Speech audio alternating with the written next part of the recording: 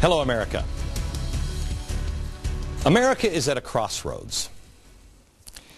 And this show is at a crossroads as well, in many ways. We have known that America was in trouble for the last 10 years. After every tragic event or bubble, America has gone back to sleep. And it makes sense. We all wanted to believe that, that it wasn't as bad as they said it was. That we could have it all. That it's America, it'll always be this way. And I have gotten on this program and stood in this position, at this desk, at this phone, and this microphone. And I have said some pretty outrageous things. Some things that were crazy. Everybody said they were crazy, and now they're happening. But somehow or another, our collective gut, I don't care if you're from the left or the right, our collective gut has told us at every bubble and every tragedy in the last 10 years that it was time, America, to wake up and to use what we used to call common sense. This is what Americans from all points of the political compass meant when they called for change, because it was the American people. The reason why change worked is because it didn't come from Barack Obama. It didn't come from any political genius. It came from a focus group. And everybody was saying the same thing. That's why all the politicians were saying it. We got to change. So now what do we do? Because time is passing us by. I told you last year, prepare. But I'm not a hunker down kind of guy. I'm not going to be sitting in a bunker with, food storage. That's not who I am. If I was on vacation this holiday, and I was sitting on the beach, and I thought, man, I don't know, just move here. Here's the reason.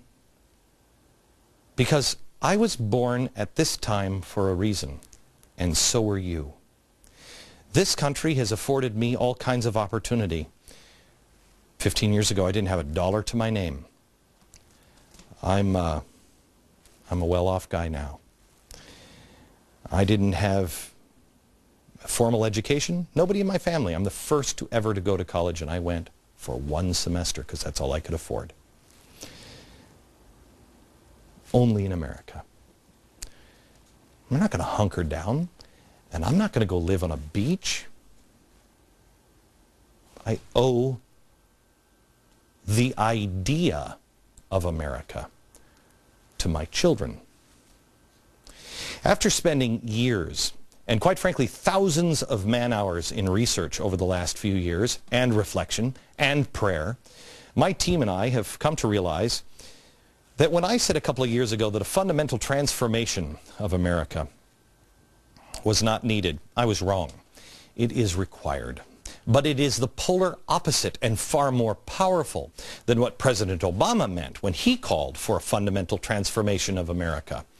President Obama and the progressive ruling class both believe that the parties are the solution, that the politicians, they believe in a collective planned society. I believe America's answers are not to be found in Washington, but they are to be found with, by, and in the individual American honestly pursuing happiness, not in any 2,000-page bill. If you want to look for those collective-based solutions, you can find them in this phrase: America is great because America is good. De Tocqueville said this. When we beg for somebody to fix something, we're begging our politicians or our political parties, make us good. They can't. Try as they may, they cannot make us good, but we can. As individuals, we can. We must, and beginning today, we will. The secret our founders understood is that America is good because the individual American is honest, just, thrifty, responsible, educated, charitable, and God-fearing. America is great because America is good is not just some trite slogan. It is a deep and well thought out philosophy that has, quite frankly, over 200 years of evidence. 200 years of evidence of its truth. Yet we are being told that it's all a lie. From every level, from our classrooms to our newsrooms, America is not good and she's never been great. My fellow citizen, this country will not survive much longer if that lie continues to be believed. So what do we do?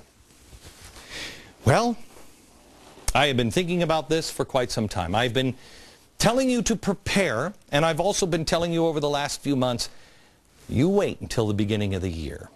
Well, today, beginning today, we're going to take a page from our own history of the Alamo. We are going to do what they did in the Alamo, and they are going to say, I'm drawing a line in the sand. If you are with me, you stand on this line. The line is, you must decide on who you are. You must know what you are capable of. And we must look to the heavens to chart our course again. Do we return to the ideas of the past, or do we continue west to the yet unrealized and unfulfilled promises laid out by these guys? Our founding ideals, the founding ideas. We must choose as individuals, and then, most importantly, put those choices into action. We have to demonstrate to our children, to our neighbors, and to ourselves, most importantly, demonstrate that it is not policies, it's not politicians, it's not parties, but people that make this nation what it is, for better and for worse. It is people. This is a set. This is a set. This is the only thing that's real on this set. This isn't connected. It looks like it, but it's not. This would ring if they would have ever called. We have to get to real life. This year, I want to talk to you about what I am going to do and invite you to join me. This year, as an individual, as Glenn Edward Lee Beck, who was born in Everett, Washington in 1964, just like you, a private citizen, not a talk show host, I stand at the same crossroads that you are standing at now. That our country, every citizen, it's not a collective thing, it is individual. I stand here today and I will boldly declare my choice. I will not accept that America's best days are behind her. I will no longer accept that there is no such thing as American exceptionalism. There was. There is again when we choose to be exceptional people. I will not stand silently by as the most charitable nation in the history of mankind now apparently needs the IRS to act as our charitable collection basket. I refuse to believe that Eric Holder is right when he states that we are just a nation of cowards when it comes to issues of race. We are not. Look at our history. Look where we have come. My gosh, can anyone put it into context? I will admit our wrongdoings. Have you seen a show talk about Manifest Destiny before? This one has. But I will also not be a constant apologist for our nation's mistakes. I'll put us up against anybody else. Maybe not so much anymore because we're becoming just like everyone else. I will look to history for the path forward, for the mistakes and context. I believe that while many Americans may be ignorant of even the basics of our history, Americans are now waking up in record numbers, and they are educating themselves like never before. And when they do, one of the first things they will learn is that when Americans wake up, Americans change the world for the better. You know, I said the other day, it's time to take the tie and jacket off and time to roll up the sleeves. That is true. I am tired of waiting around for a George Washington or a Ronald Reagan to appear. They're going to appear? Great. Great. I hope they appear down the road, because we're moving forward. I will no longer look to others for leadership or answers. We're out of time. I will lead me and my family, and I will teach my family and myself to be independent, honorable, educated, self-reliant, and charitable. And with firm reliance on the protection of divine providence, I choose to refound this amazing nation by rediscovering it within myself and sharing it within the circle of my own influence. The principles and the ethics that defined American exceptionalism. When we rediscover them as individuals, we will be exceptional again. In the last 12 months, we have talked about these things. We have talked about faith, hope, and charity. But it is time to expand that idea. Aaron, will you change this? It is time to put things into practice. We can't just be philosophical.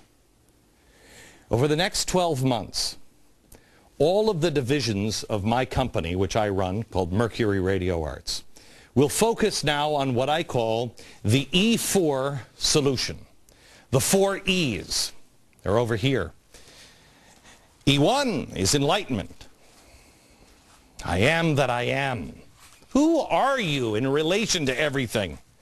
Education. How did we get here?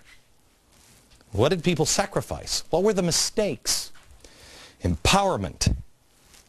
Do you know the power that you have as an individual? You're in America.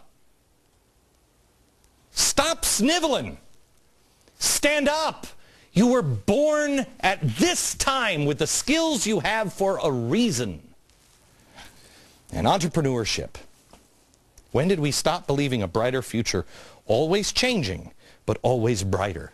When did we stop being the people that think out of the box? When did we stop saying, let's build better things, a better way?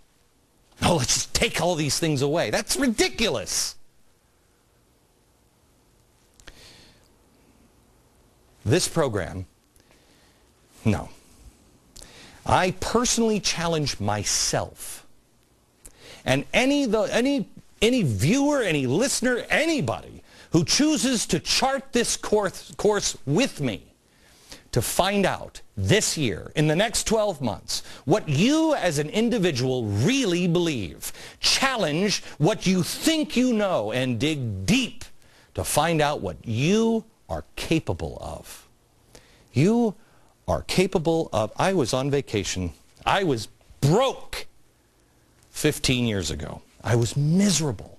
I had lost my family. I was divorced. I was a dirtbag. I was on vacation. I was sitting on vacation just last week, and I said to my wife, I can't believe my life. That took hard work. But your wildest dreams are not wild enough in America. If you just know what you're capable of, you know what's true. And you stick to the truth. So, in 2011, my wife and I have decided we are going to dedicate significantly more of our personal resources to what some may call charity. Charity to most people is I think calling up a celebrity doing a music-a-thon on TV or texting a donation or even paying taxes. But to me, charity is really about investing in people, not just having pity on someone less fortunate and dropping them a couple of bucks. That doesn't change anything. How does that person you took pity on then turn around and make a difference? My wife and I are going to put our money where our mouth is and up our charity and invest heavily in people. Which makes me want to print a t-shirt at glennbeck.com and sell it and say, liberal media and politicians, I've upped my charity, now up yours. But there's more. Next.